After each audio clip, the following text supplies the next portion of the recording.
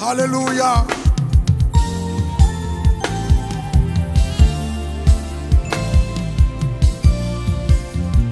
Comment réunir ces peuples sans parler de Jésus? Jésus, c'est notre force. Jésus, c'est tout ce que nous avons. Alors, en introduction, je voudrais que vous puissiez dire comme le psalmiste, dans le psaume 86, verset 17. Oh Père, je vais voir un signe en ma faveur. Je vais voir un signe en ma faveur. Je vais voir un signe par rapport à ma question. Je vais voir un signe en ma faveur. La Bible nous dit, dans Matthieu 16, c'est que Jésus nous a donné les clés du royaume des cieux. Si les hommes peuvent donner les clés de ce royaume, Jésus nous donne les clés du royaume le plus élevé. Les clés du royaume le plus élevé. Les clés du royaume qui dépassent le royaume qui existe sur la terre. Et cette clé nous permet d'ouvrir les portes que les hommes ne peuvent pas ouvrir. Alors ce soir, si tu es malade, la guérison est là. Alors ce soir, je suis venu avec la clé qui va ouvrir les portes de la guérison. Alors ce soir, je suis venu avec la clé que Jésus nous donne pour ouvrir la clé de la réputation qui a été salie. Ce soir, c'est possible que la restauration vienne. La restauration vient du reste. Ce soir, même si tu as eu le diagnostic des trompes bouchées, ces clés peuvent redonner des trompes qui sont intactes. Ce soir, même si tu as un problème, peu importe le problème, mais Jésus est capable. Il est capable. Il est capable. Il y a plus de 30 ans, je dormais sur une natte de moins d'un mètre. Mais aujourd'hui, je peux dormir sur un matelas et sur un autre. S'il l'a fait avec moi, il peut le faire avec vous. Mais aujourd'hui, il y a l'onction de la résurrection. La résurrection, c'est être en vie, mais porter les marques de la mort. La résurrection, c'est être capable de dire, oui, j'ai été blessé, mais je suis en vie. Bien-aimés, je vais vous donner une courte exhortation. Une très courte exhortation. Parce qu'à Mahadjabou, nous n'avons pas de concert. Nous avons des cultes. Et je voudrais 5-10 minutes de votre temps pour écouter ceci. Je vais réconforter la vie de quelqu'un. Moi, c'est le pasteur Roy Bondo. Je suis dans ma Bible, je lis Matthieu 13, du verset 24 au verset 30. On nous parle d'une parabole. Au fait, Matthieu parle de beaucoup de paraboles, mais il y a une parabole qui m'intéresse particulièrement. Je vais vous épargner la lecture, je vais paraphraser. Jésus est en train de parler à ses disciples. Et il parle d'un homme qui a planté son champ. Et il est allé dormir. Le soir, l'ennemi est venu pour planter quelque chose d'autre. Alors que les plantes étaient en train de grandir, les ouvriers ont découvert qu'il y avait autre chose que le blé qui a été planté. Et ils ont demandé à leur maître, « Maître, n'as-tu pas planté une bonne semence ?» Il répond, « Oui, j'ai planté une bonne semence, mais c'est l'ennemi qui est venu planter autre chose. » Les ouvriers lui disent, « Maître, je veux. Est-ce que nous pouvons aller arracher ?» Il a dit, « Non, n'allez pas arracher. Laissez l'un grandir à côté de l'autre. Et quand le moment de la moisson viendra, je dirai au moissonneur, pas à vous, je dirai au moissonneur d'aller commencer par enlever l'ivraie, les feuilles dans un tas et les jeter au feu, et de prendre le blé pour le mettre dans le grenier. » Pourquoi ce texte? Pourquoi Jésus ne veut pas qu'on enlève l'ivraie? Parce que Jésus, la première chose qu'il veut, c'est qu'il veut une grande moisson. Il veut une grande moisson. L'ivraie comme le blé, quand ils grandissent, ils sont identiques. Ils sont similaires. Ils sont difficilement séparables. Même quand les graines sortent, on a du mal à séparer l'ivraie du blé. Jusqu'à ce qu'ils atteignent la maturité. C'est là qu'on verra la différence, c'est parce que l'ivraie sera grisâtre et le blé sera doré. Et en ce moment-là, on peut remplacer, on peut arracher l'ivraie et mettre le bleu dans le grenier. Jésus veut une grande moisson. Bien-aimé, si dans les choses naturelles, l'ivraie ne deviendra jamais le blé, mais dans les choses spirituelles, l'ivraie peut devenir le blé. Aussi, dans les choses naturelles, un ivrogne ne pourra jamais devenir saint. Dans les choses spirituelles, un ivrogne peut devenir un pasteur. Alors Jésus ne vous condamne pas. Jésus, il veut que les gens grandissent, que les hommes grandissent, que ceux qui ne le connaissent pas grandissent avec nous, de sorte qu'ils puissent avoir une grande moisson. Jésus ne nous a jamais envoyés pour que nous mettions la croix à l'église. La croix à l'église, elle vient nous transformer, nous de l'église. Mais la croix, nous de l'église qui avons été transformés, le blé, nous devons l'amener à l'extérieur de l'église pour transformer ceux qui ne sont pas à l'église. Et ce soir, je suis venu pour ceux qui ne sont pas encore à l'église. Je ne vais pas arracher l'ivraie. Je veux que l'ivraie soit transformée en blé. Le Seigneur veut une grande moisson. Et la grande moisson demande la patience. Jésus admet le processus. Il parle avec la femme samaritaine, une femme prostituée. Il aurait pu lui dire, je suis le Seigneur. Mais Jésus attend que cette femme apprenne à connaître Jésus. Il appelle les Juifs. Ensuite, il appelle monsieur, il appelle le prophète, jusqu'au point de l'appeler Jésus. Il y a des gens ici qui le connaissent vaguement. Mais ils sont sur le temps de le connaître comme le Seigneur.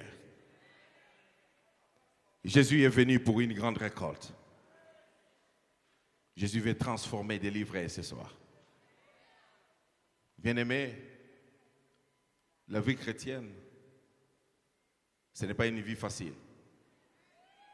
Mais la vie chrétienne, c'est une vie de victoire. Je vais dire à quelqu'un ce soir, il y a une certaine dimension de l'onction dans laquelle tu ne pourras jamais opérer lorsque tu es en face des gens qui t'aiment. Dieu permet parfois l'adversité pour que tu opères dans cette dimension de l'onction.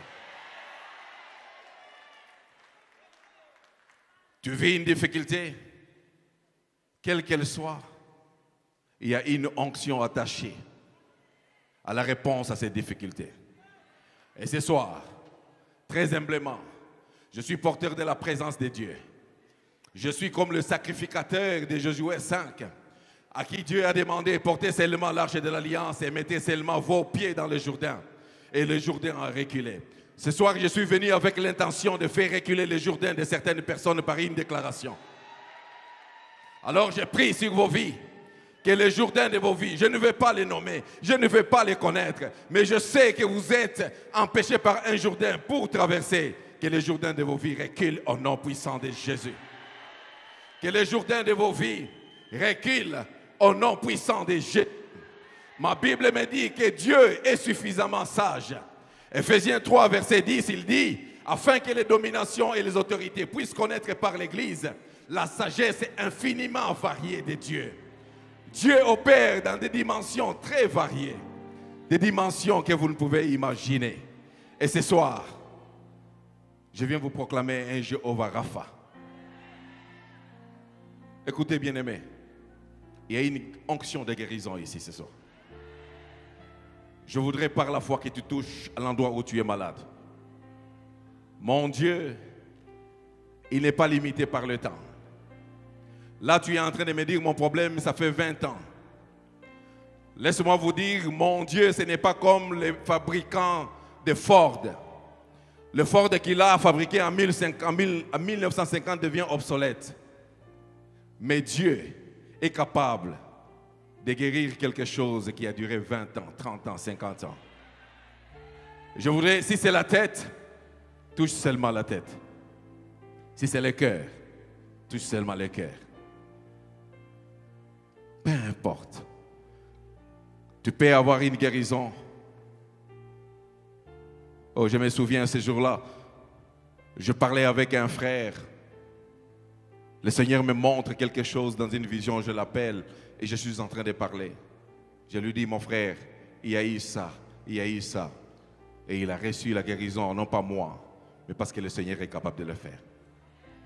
Il est écrit que c'est par ces meurtrissures que nous sommes guéris. Alors, recevez la guérison. Par la foi, recevez la guérison. La Bible dit, dans Luc 4, verset 18, « L'Esprit du Seigneur est sur moi. Il m'a oint pour annoncer la bonne nouvelle à ceux qui ont le cœur affligé. » Alors, je dis, reçois un nouveau cœur. Tu es parti de déception en déception. Ce soir, je t'amène une nouvelle de paix, une nouvelle de joie, une nouvelle de réconfort. J'ai moi-même été insulté à plusieurs manières, mais je suis encore là debout à cause de la puissance de la grâce. La grâce n'est pas morale. La grâce n'est pas morale. La grâce, elle est juste. Je peux être le dernier, mais Dieu peut me faire passer le premier. Alors, recevez la justice de la grâce. Je déclare la guérison sur vos vies au nom puissant de Jésus. Je suis venu avec une clé pour ouvrir des portes. Ils sont restés longtemps fermés.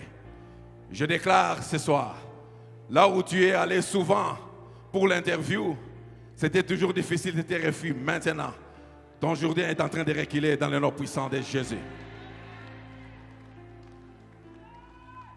Mais mieux que cela, je vais parler à un individu. Je vais parler à quelqu'un qui n'a pas encore commencé une marche. Tu es encore tantôt plus tôt. Tu viens à l'église comme par morale. Je voudrais t'inviter à venir dans une relation. Si tu te considères comme livré, si tu te considères comme l'ivrogne, tu te considères comme ayant avorté autant de fois, si tu te considères comme étant une personne sale, laisse-moi te dire ce soir, Jésus ne veut pas que tu te nettoies pour venir à lui. Jésus, il vient que tu viennes comme tu es. Jésus ne te demande pas d'arrêter de fumer pour venir à lui. Il dit, viens avec ta cigarette et nous allons voir ensemble comment nous pouvons avancer.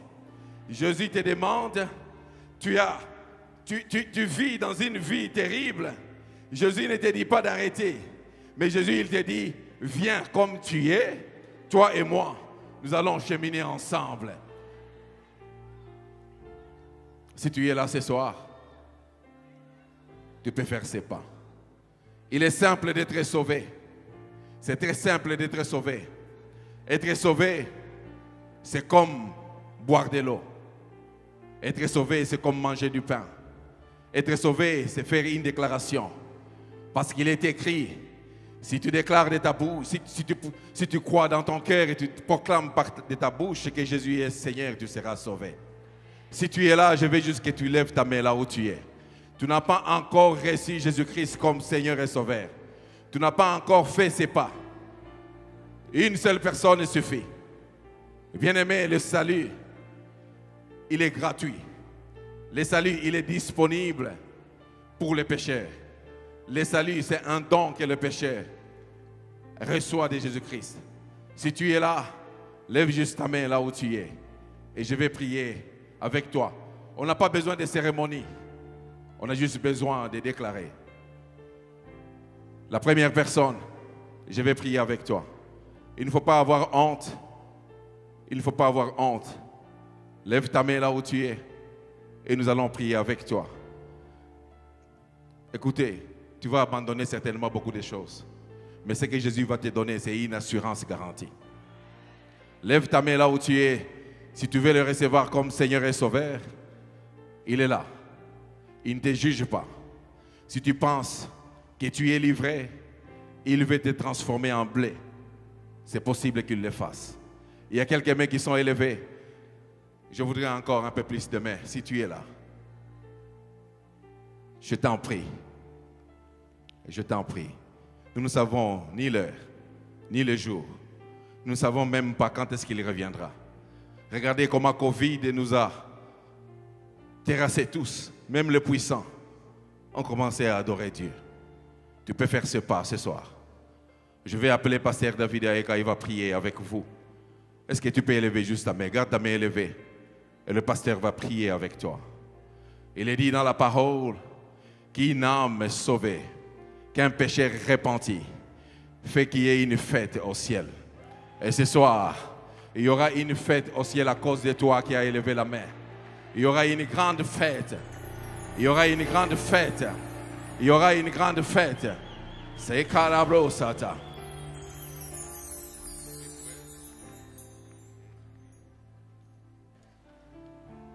Vous qui avez levé les mains avec tout le respect, est-ce que vous pouvez juste vous tenir debout?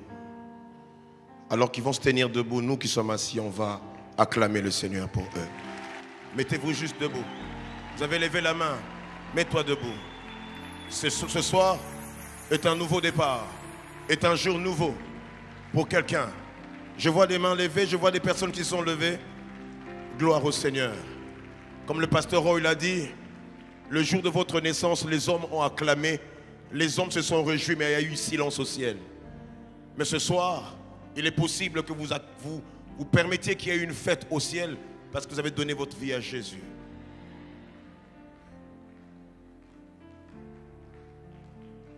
Gloire soit rendue à Dieu pour vous, pour les mains levées. Je vais prier avec vous, vous allez répéter ces phrases après moi.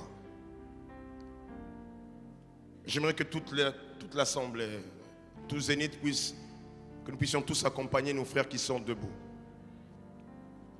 Prions. Seigneur Jésus, ce soir, j'ai entendu ta voix. J'ai répondu à ton appel. Je te demande pardon d'avoir conduit ma vie selon les désirs de mon cœur. J'ai fait ce qui était mal à tes yeux. Je te prie de me pardonner. Aujourd'hui, en ces lieux, je t'accepte comme mon Seigneur et mon Sauveur personnel. Inscris mon nom dans ton livre de vie et que ton esprit habite en moi. Que ton esprit imprime dans mon cœur la nature du ciel. Au nom de Jésus. Seigneur, je renonce à toutes les œuvres mortes et je prends l'engagement avec l'esprit de marcher en nouveauté de vie. Gardez silence, je vais prier pour vous. Père éternel, tu dis dans ta parole, si vous confessez de votre bouche le Seigneur Jésus-Christ, si vous croyez dans votre cœur que le Père l'a ressuscité d'entre les morts, vous serez sauvés. Père, c'est ce qu'ils viennent de faire maintenant. Ils viennent de parler, de proclamer. Ils nous ont cru, voilà pourquoi ils se sont mis debout.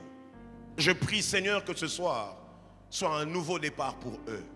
Un nouveau départ pour une marche de gloire. Un nouveau départ pour l'excellence. Pas l'excellence définie selon le dictionnaire, mais l'excellence définie selon les Saintes Écritures. Cette excellence, c'est l'image de Christ. Seigneur, qu'ils marchent désormais, Père, avec comme idéal à reproduire la vie de Christ. Ma prière, Saint-Esprit, que tu les aides au quotidien, dans leurs différentes décisions, dans leurs choix habituels. Ma prière, Seigneur, est que tu t'investisses dans leur vie et que leur vie soit une vie de gloire, de crainte, de succès et de miracles. Au nom puissant de Jésus-Christ. Quelqu'un a prié avec moi? Est-ce qu'on peut acclamer le Seigneur pour ses âmes? Est-ce qu'on peut glorieusement acclamer le Seigneur? Est-ce qu'on peut exagérer pour les âmes? Tu n'as pas compris. Tu n'as pas compris. En ce moment même au ciel, il y a une fête qui est célébrée en l'honneur de nos frères. Est-ce qu'on peut se joindre aux anges au ciel?